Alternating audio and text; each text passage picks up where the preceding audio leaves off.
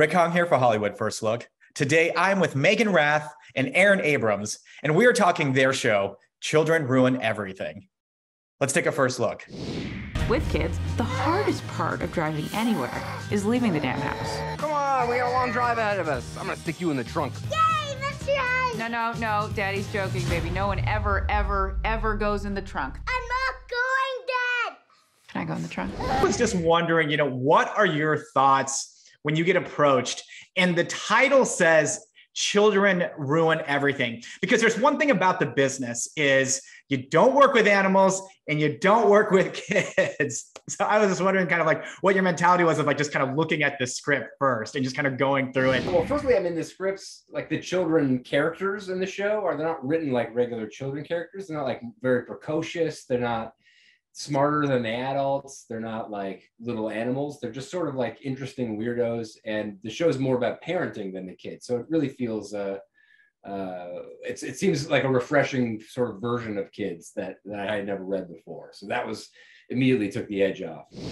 The thing that drew me to James, or the thing I really love about him, is unlike other TV dads where he's sort of, there's, I think, a trope with TV dads that they're kind of, they're big dummies, or they're emotionally unintelligent, or they're kind of treating their family like something that's really impeding what they really want. Like they want to watch the game, and so they're scheming to try and get away from their, shrew wife. You're pointing at yourself. That would be me. That would be me. Okay. Shrew wife.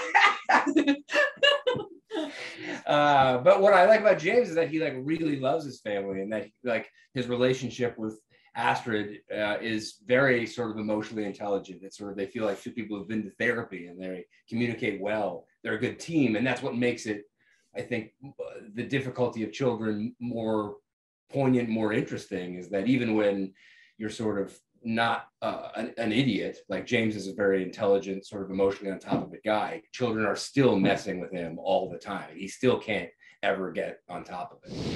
When you read the scripts, it really becomes clear that it's a story about like these two people and how they're relating to each other. And yes, the kids are a massive part of the show, but there was something that was so fresh about the way that it was written and like Kurt's handle on the material that, you kind of know you're in the hands of someone with good taste. So it doesn't run wild.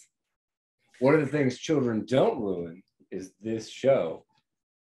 Yes, they can't work over a certain amount of hours a day. So without taking like a certain amount of time for a break, and then they have tutoring, and then there's like a hard out. So there's a lot of maneuvering around them. And a lot of times we act to nobody. So we do like their coverage first, and then we have like stand-ins there.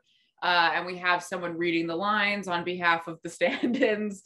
So it does become complicated, but it's just like, that's what the show is. And so you kind of get used to it. Especially when you want the kids to be alive. I mean, it's not, the scripts are obviously very well written, but like you're trying to get real performances out of the kids. So we're taking the time to get that with them on their side so that they can go away and then start actually learning from school is an important way to, The show is Children Ruin Everything. You can find it streaming on the Roku channel now.